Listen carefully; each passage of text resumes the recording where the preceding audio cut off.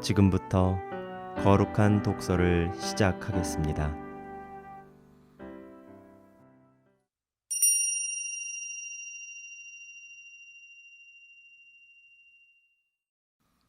성부와 성자와 성령의 이름으로 아멘.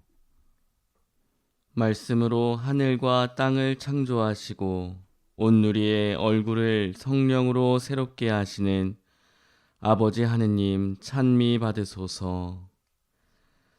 거룩한 독서를 시작하는 저희 마음을 당신의 성령으로 비추시어 성령의 숨결이 가득 서린 성서 말씀 안에서 생명과 빛을 발견하고 당신의 사랑을 온 마음으로 느끼게 하소서. 당신의 말씀은 살아있고 힘이 있사오니 저희를 새 사람으로 바꾸어 주시고 완전한 사람으로 키워 주시리라 믿사옵니다. 아버지와 하나 되는 기쁨에 저희를 초대하시고자 아버지의 참모습을 보여주시고 아버지의 뜻을 가르쳐 주신 우리 주 예수 그리스도를 통하여 비나이다. 아멘. 지금부터 말씀을 읽겠습니다. 오늘 읽을 말씀은 루카복음 1장 26절에서 38절까지의 말씀입니다. 오늘 복음 이전 장면은 세례자 요한의 출생 예고에 관한 부분입니다.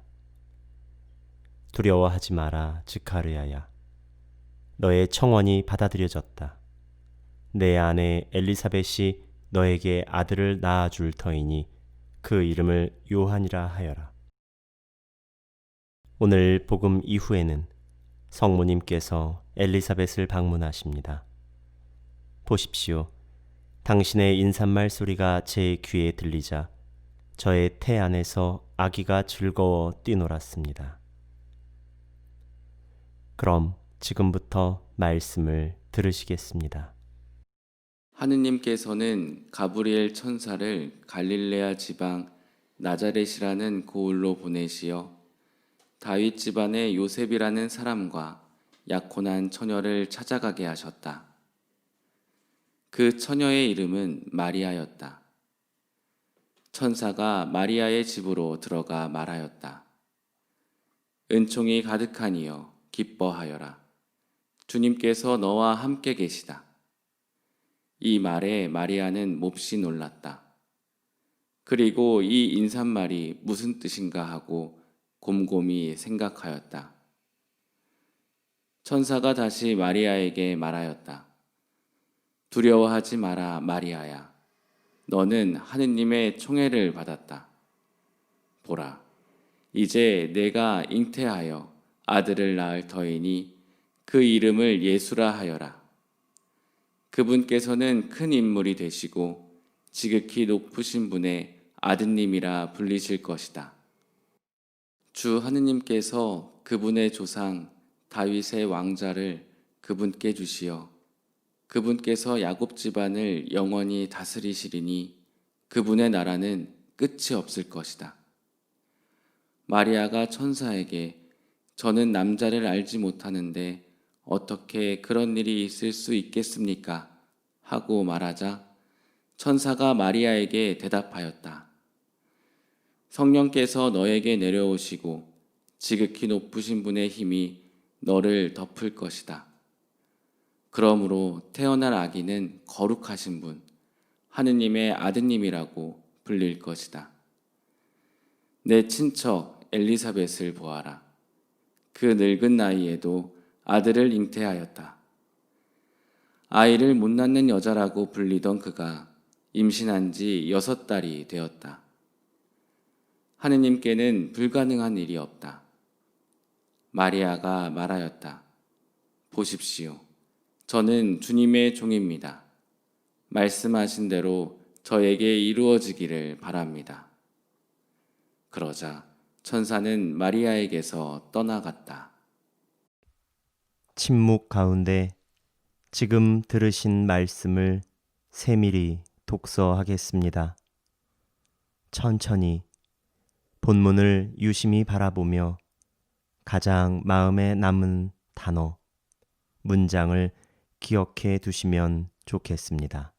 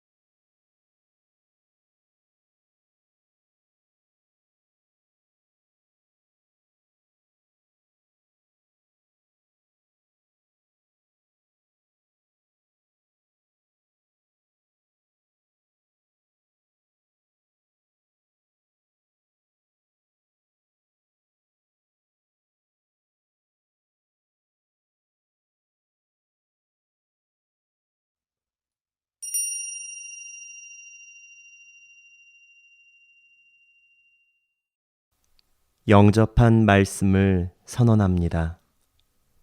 마음에 남은 문장, 절이나 구, 단어 등을 소리내어 선언합니다. 먼저 안내자의 선언을 들으시고 같은 선언을 3번 반복해 주십시오.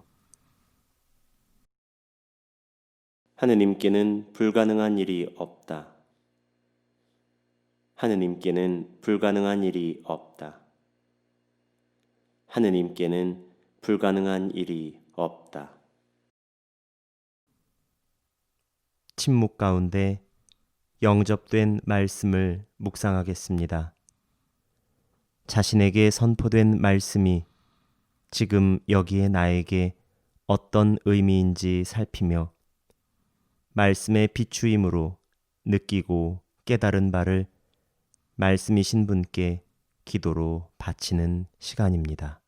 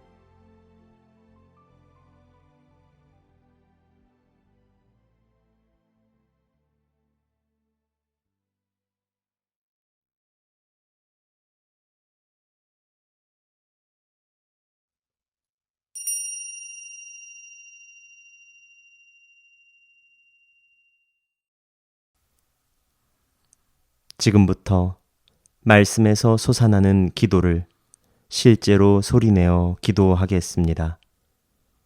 안내자의 기도를 들으신 후 스스로 기도를 바쳐보시기 바랍니다. 기도 마지막에는 아멘으로 끝맺습니다. 하느님 말씀이 나자렛 고을의 마리아에게 도달합니다. 다가갈 수 없는 거리를 가능하게 하는 것은 말씀이었습니다. 우리가 말씀을 기다리는 것이 아니라 말씀이 우리를 기다리고 있음을 깨닫게 됩니다. 모든 것을 말씀의 눈으로 바라볼 수 있는 은총의 시간들이기를 기도합니다. 성탄을 기다리는 대림 시기는 우리를 구원해 줄 말씀에 힘입어 그 말씀을 따라가려는 시간들입니다. 하느님의 말씀이 크신 가능성을 위한 뼈와 살이 되기 때문입니다. 하느님 말씀 안에서 가능성을 만납니다. 가능성을 믿고 걸어낼 수 있는 힘 또한 하느님께서 주시기 때문입니다. 행복은 하느님 말씀을 품고 살아가는 이들의 아름다운 몫이며 아름다운 생명의 향기가 되어줍니다. 보이지 않는 캄캄한 어둠 속일지라도 말씀은 믿음을 빚어냅니다. 아멘.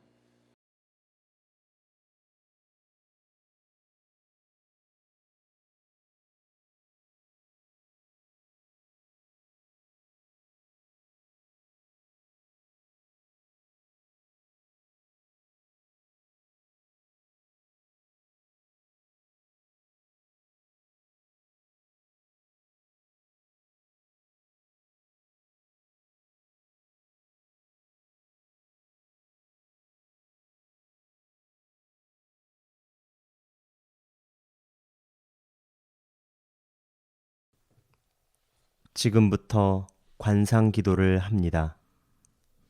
온전한 침묵으로 선포된 말씀이 성취되기를 지향하여 자신을 맡기고 말씀하신 그분의 사랑 안에 머물러 보도록 합시다.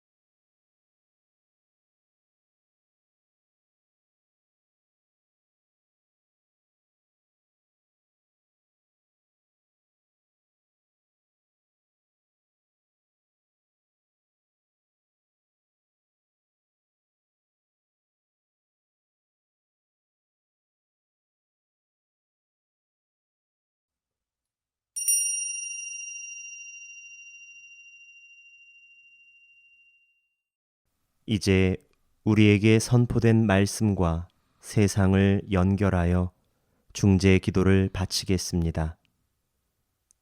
각자 기도의 지향이 있을 것입니다. 지향을 밝히며 세상을 향하여 기도합니다. 안내자의 기도를 들으신 후 스스로의 기도를 바칩니다. 기도 끝에는 주님, 저희의 기도를 들어주소서로 응답하시겠습니다. 임신한 여성들을 위하여 기도합시다. 저희에게 생명을 주시는 하느님, 새 생명을 잉태한 임산부들을 위하여 기도하오니 출산으로 당신의 창조 사업에 동참할 그들에게 건강과 기쁨을 허락하시고 우리의 모범이신 성모님을 닮아 아이들을 지혜롭게 키울 수 있도록 이끌어 주소서. 주님, 저희의 기도를 들어주소서.